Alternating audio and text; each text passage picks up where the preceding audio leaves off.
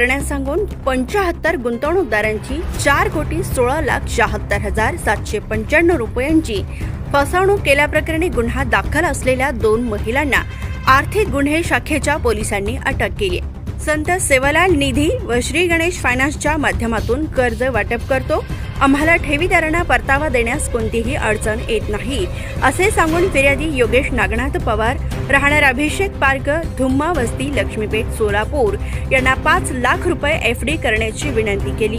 विनंतीवरून त्यांनी महिना 1% परताव्याच्या हमीवर योगेश पवार यांनी 50,000 रुपयांची गुंतवणूक केली। शिवाजी गोपाळ जाधव यांनी निधी बँकेच्या ठेव बुकामधील 756 क्रमांकाच्या पावतीवर स्वहस्ताक्षरात फिर्यादीचे नाव, पत्ता व रक्कम लिहून ठेव पावती दिली।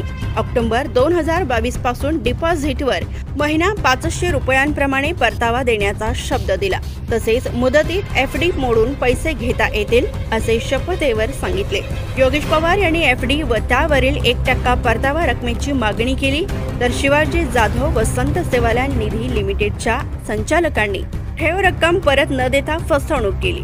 आर्थिक गुन्हे शाखेच्या तपासात 75 लोकांची फसवणूक झाल्याचे निष्पन्न झाले असून या प्रकरणी गुन्हा दाखल झालेल्या सुनीता शिवाजी जाधव वय 52, पूजा सचिन जाधव वय 28, दोघे राहणार साफल्य नगर सैफुल यांना आर्थिक गुन्हे शाखेच्या पोलिसांनी अटक केली आहे।